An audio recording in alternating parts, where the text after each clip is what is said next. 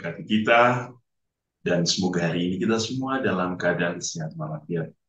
Saudara-saudari, hari ini pada hari Minggu, gereja merayakan perayaan Hari Raya Tubuh dan Darah Kristus.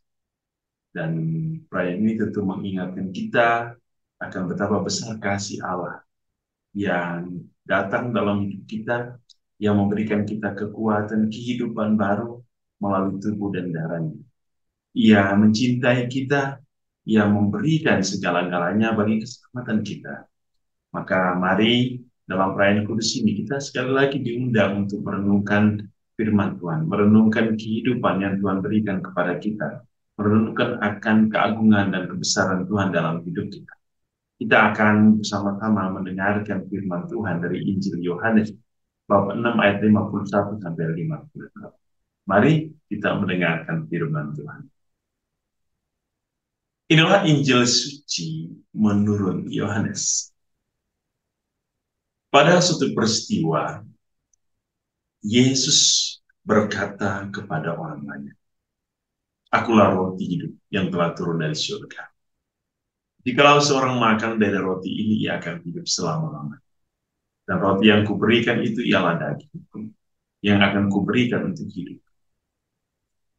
Orang-orang Yahudi bertengkar antar mereka dan berkata, "Bagaimana ia ini dapat memberikan dagingnya kepada kita untuk dimakan?" Maka kata Yesus kepada mereka, "Aku berkata kepadamu, sesungguhnya jikalau kamu tidak makan daging anak manusia dan minum darahnya, kamu tidak mempunyai hidup di dalam. Barang siapa makan dagingku dan minum darahku, ia mempunyai hidup yang kekal. Dan aku akan membangkitkan dia pada akhir zaman. Sebab dagingku adalah benar-benar makanan, dan darahku adalah benar-benar minum. Barang siapa makan dagingku dan minum darahku, ia tinggal di dalam aku dan aku di dalam.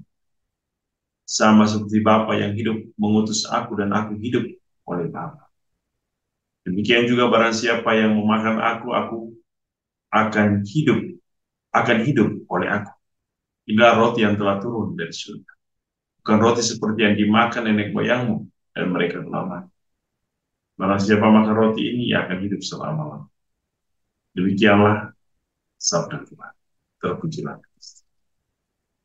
Saudara-saudari yang dikasihi Tuhan, dalam perayaan Hari Raya Tubuh dan Darah Kristus, kita akan merenungkan beberapa poin yang bisa menjadi bekal bagi kita, menjadi santapan jiwa bagi kita, dan juga menjadi kekuatan hidup rohani kita. Yang pertama, perayaan Hari Raya Tubuh dan Darah Kristus adalah sebuah perayaan cinta kasih Allah. Mengapa disebut dengan perayaan cinta kasih? Ya. Karena Allah datang dalam hidup kita.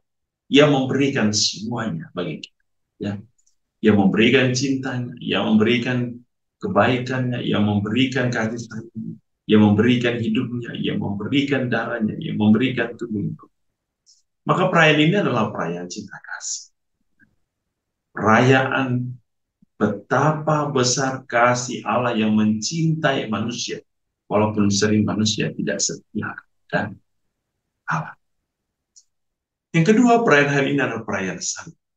Mengapa perayaan salib? Karena melalui salib kita mengenangkan bagaimana peristiwa darah yang mengalir dari sekujur tubuh Yesus ditumpahkan bagi dunia sebagai penebusan atas dosa manusia. Demikian pula tubuhnya yang hancur oleh kekejaman dosa dan dunia telah diberikan kepada manusia sebagai cinta kasih Allah, sebagai simbol kebaikan Allah, sebagai simbol kasih sayang Allah bagi manusia. Ia rela tubuhnya dihancur agar manusia memperoleh kehidupan, memperoleh cinta sejati, memperoleh keselamatan. Perayaan tubuh dan darah Kristus adalah perayaan firman yang menjadi kehakiman dalam hidup manusia. Allah turun dalam kehidupan manusia yang menjadi manusia bagi kita. Tetapi di dalam kemanusiaan itu yang memberikan kita keilahian. Firman memberikan kita kekuatan yang menjadi pelita bagi kita, yang menjadi tumpuan kaki kita untuk melangkah, yang menjadi norma hidup kita. Maka saudara-saudari, perayaan tubuh dan darah Kristus adalah perayaan firman Allah yang tinggal dalam hidup kita. Perayaan tubuh dan darah Kristus adalah perjamuan Tuhan. Ini adalah perayaan perjamuan kudus Tuhan. Yang mungkin kita sering sebut sebagai Ekaristi. Di dalam Ekaristi, kita merenungkan misteri secara wafat dan kebangkitan Tuhan. Dan di dalam misteri inilah kita bersama-sama berkumpul bersama di sekitar altar Tuhan. Kita menerima tubuh dan darah Kristus dari satu altar yang sama.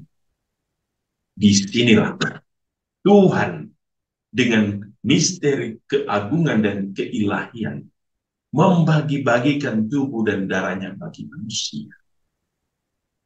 Ia memberikan sebuah kehidupan baru bagi manusia. Ini adalah santapan jiwa.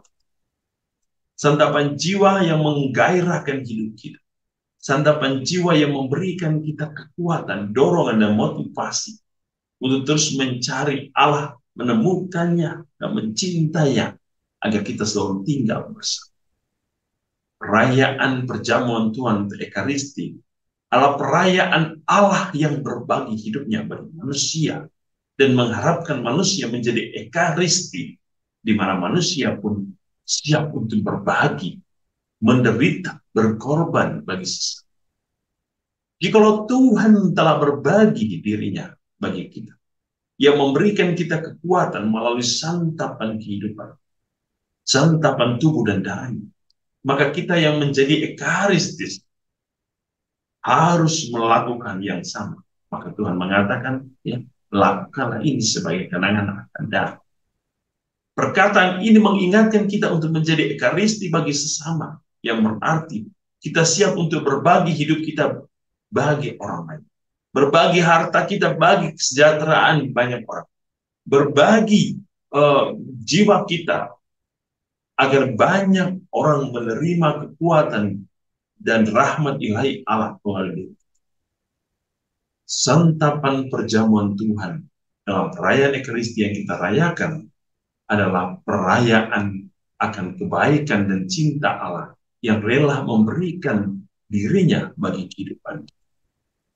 Dan perayaan tubuh dan darah Kristus adalah perayaan kehidupan.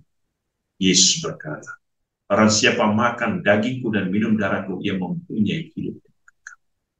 Maka perayaan tubuh dan darah Kristus adalah sebuah undangan. Undangan bagi manusia untuk datang bersatu dengan Tuhan.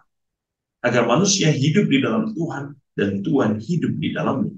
Sehingga manusia dan Allah bersatu dan manusia memperoleh kehidupan.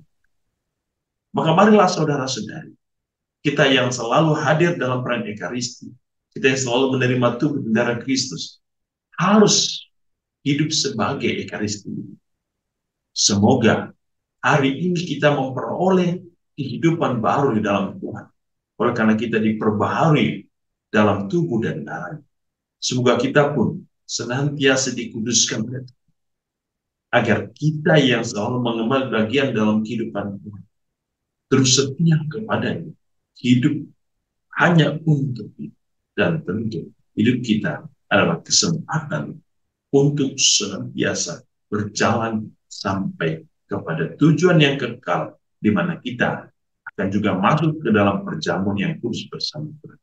Ia telah datang melalui firman-Nya kita dikuatkan, melalui kematiannya kita diselamatkan, dan melalui perjamuan Ekaristi yang kita rayakan setiap hari, setiap minggu, kita diperbaharui untuk senantiasa selalu menikmati santapan jiwa yang Allah berikan. Selamat merayakan hari tubuh dan darah Kristus. Semoga Tuhan memberkati kita hari ini dengan berkat-Nya yang dalam nama Bapa dan Putra dan Roh Kudus.